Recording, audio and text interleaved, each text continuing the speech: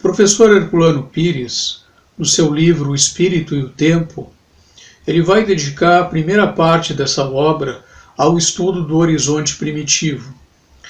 E nesse período, o período mais arcaico, mais antigo, mais bruto da história humana, ele vai se referir às práticas, às primeiras experiências desse ser humano que interage com um meio hostil, buscando explicações de forma a transcender aquelas realidades materiais que ele comumente vivia.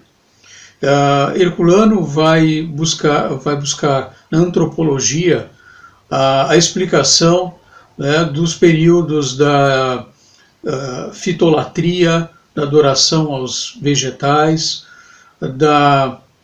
os períodos da litolatria, da adoração às forças paralisadas da natureza, até chegar na idolatria.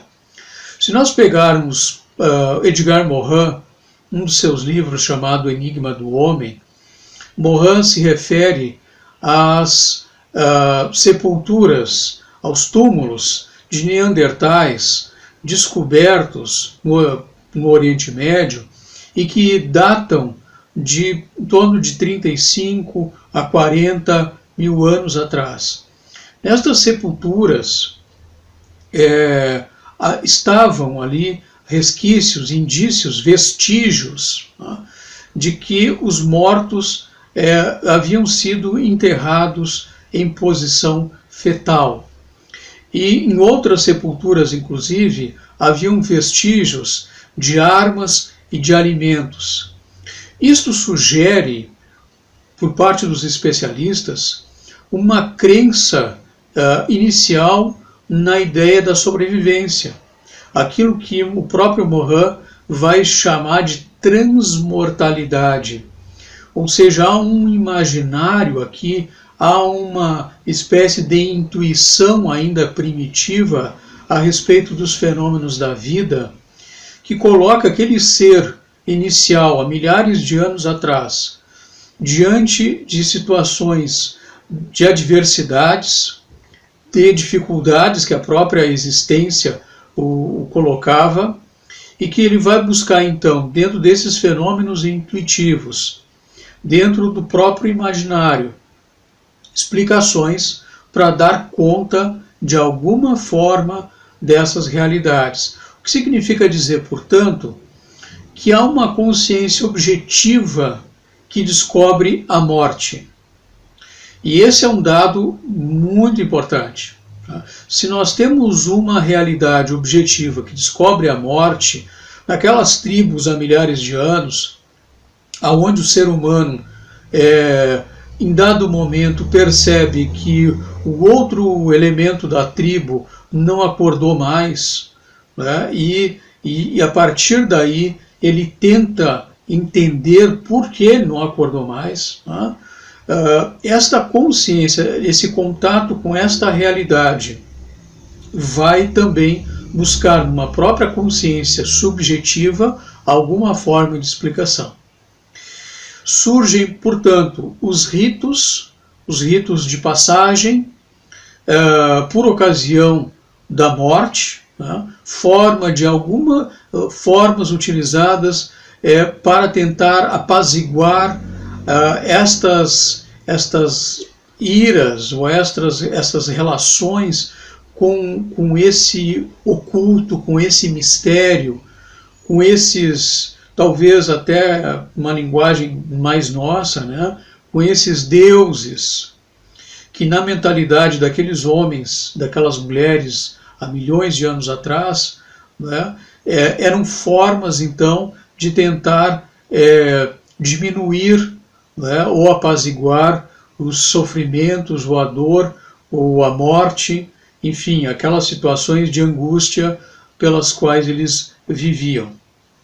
Então, o mito, né, os mitos, enquanto construções desse imaginário, destas representações que o ser humano vai criar a respeito da realidade, parte de um aspecto determinante, que é o próprio mistério.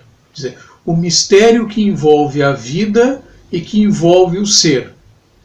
É um mistério que vai desafiar o ser humano lá no início a construir os mitos.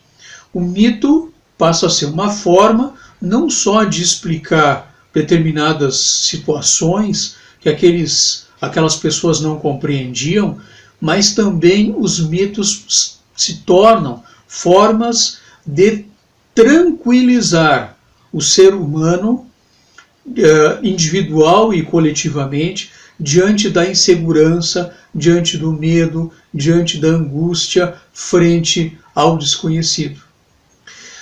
Logo, o mito ele tem uma estrutura que nós podemos chamar de uma estrutura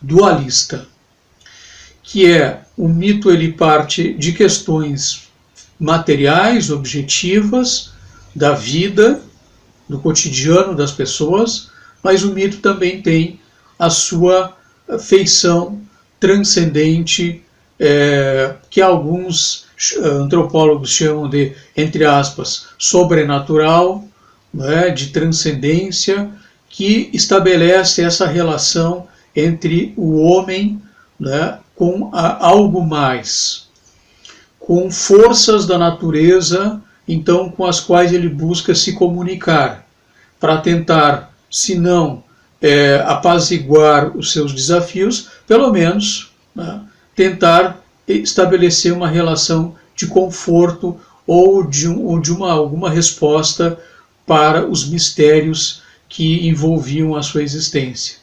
A palavra mito, ela do grego, né, se refere a o que se diz. A palavra, portanto, mito, o mito antecede, né, a escrita. Então, os mitos gregos, eles eram recolhidos pela tradição oral, né, e eram transmitidos de geração após geração.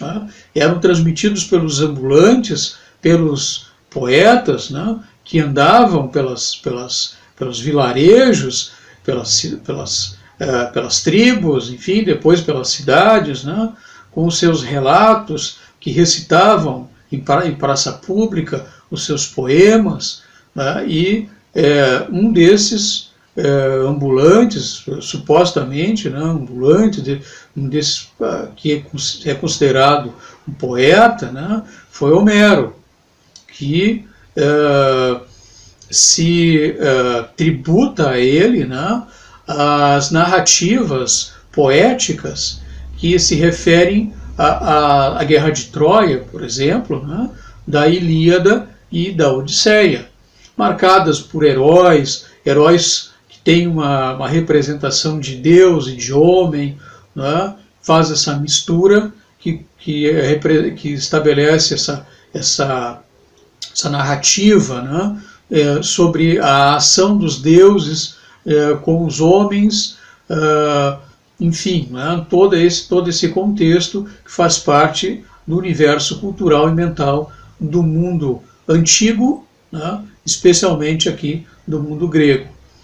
Então, os mitos, o mito possui algumas funções, né?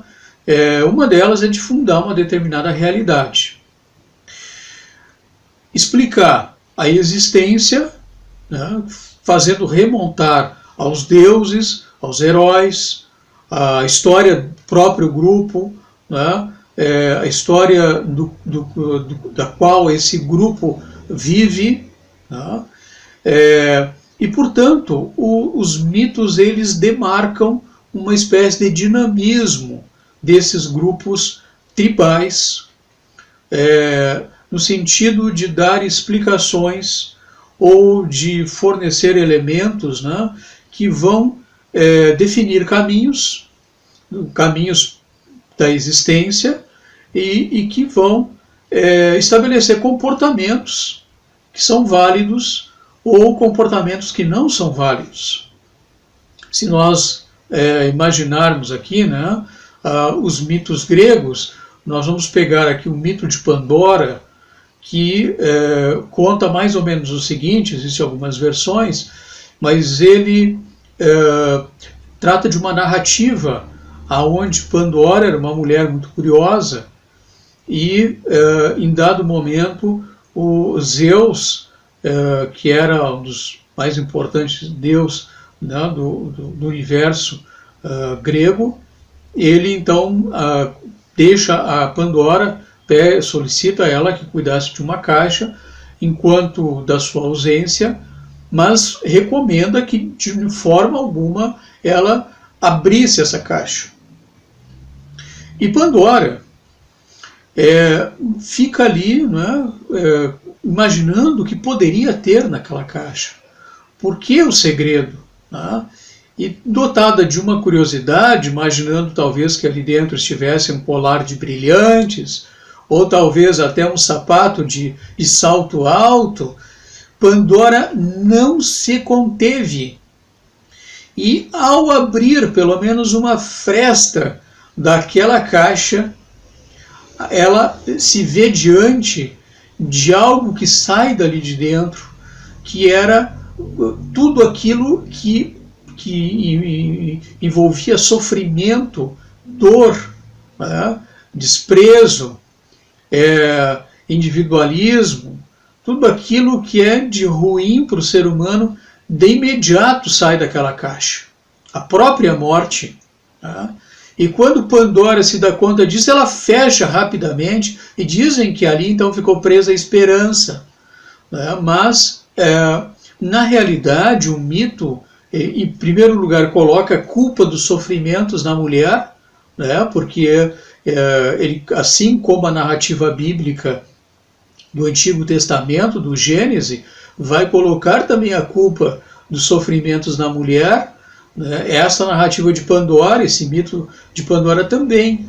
Mas tem um elemento interessante que é a questão da desobediência. Né? Ou seja, Pandora é uma mulher que, por sua curiosidade, desobedeceu à vontade ou à determinação de um Deus. Quer dizer, então os mitos, eles traduzem essas questões, tá? Esses princípios que vão demarcar a vida de um grupo. É importante também a gente lembrar que existe uma relação direta, íntima, entre mitologia e religião. Tá? O desenvolvimento da cultura humana não se pode, de certa forma, fixar um ponto aonde termina o mito e começa a religião. Tá? Porque em todo o curso da história, segundo a antropologia filosófica de Ernest Cassirer, em toda a história humana, né, a religião permanece ligada aos elementos míticos. Se nós nos voltarmos para a história grega, nós vamos identificar isso, nós vamos perceber essa questão. A história do pensamento grego, né, ela tem, e existem várias etapas do seu desenvolvimento. Né? Nós temos aí a própria formação do homem grego num primeiro momento, né, num período chamado pré-homérico, que é um período que vai do final do Neolítico, né, do período da pré-história, aí, do final da pré-história, ao começo das civilizações mais ainda tribais, né, civilização cretense, depois civilização micênica, onde vai haver uma série de invasões nesse território que será o território da Grécia, né, de povos como os aqueus, os eólicos, os jônios e os dórios. Né? Depois nós temos um período subsequente, que é o chamado período homérico, que é o período ali onde, então, supostamente teria vivido Homero, que é o período das narrativas da Ilíada e da Odisseia. E depois nós temos, então, um período chamado período arcaico. Esse período arcaico nos interessa mais especialmente, porque o período arcaico ele vai se dar aí o desenvolvimento de 4 coisas importantes para o nosso estudo.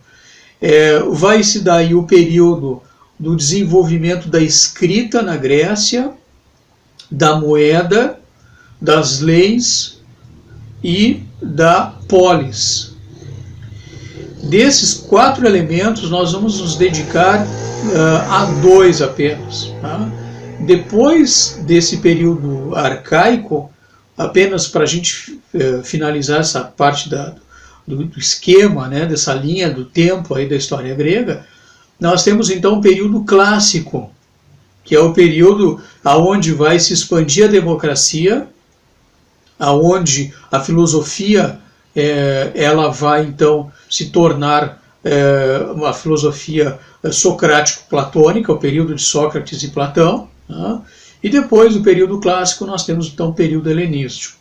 Mas vamos voltar então à questão dessa emergência do pensamento racional na Grécia com a questão da escrita. Isso se dá em torno do século VIII, entre o século VIII e o século VI.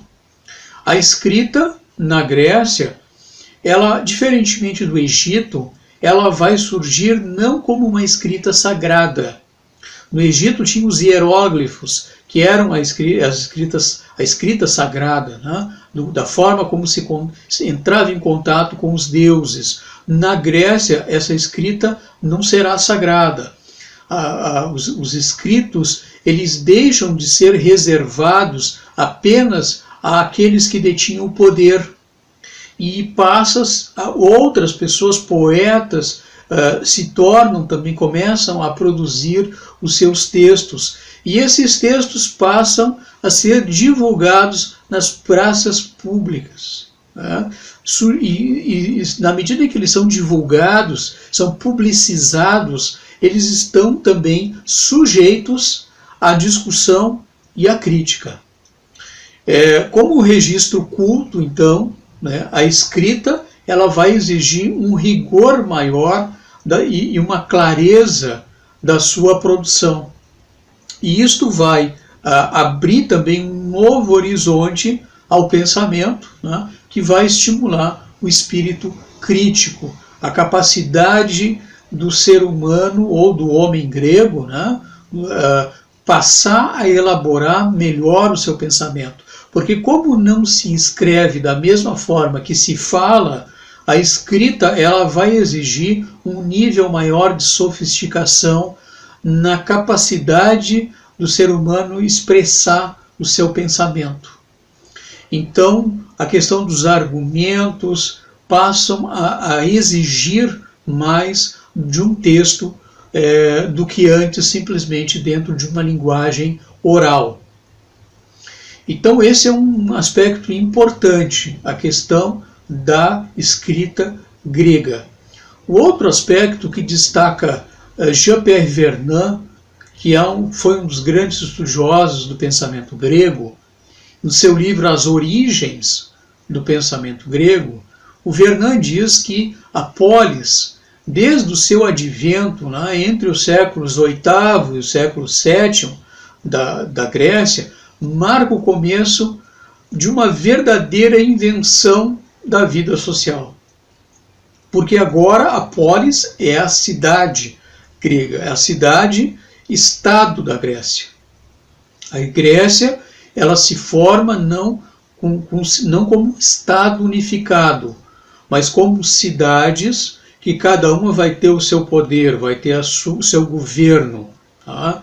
Os gregos são gregos, mas por questões culturais, pela língua, pelas crenças da religiosidade, mas do ponto de vista político, sobre os regramentos, sobre as leis, cada cidade vai ter a sua própria estrutura. Então, as relações entre os homens aqui vão se tornar mais originais, né? A polis ela vai ser um espaço onde o pensamento começa a se emancipar, inclusive dos mitos. A polis é a cidade e na polis existe a ágora. A ágora é a praça pública.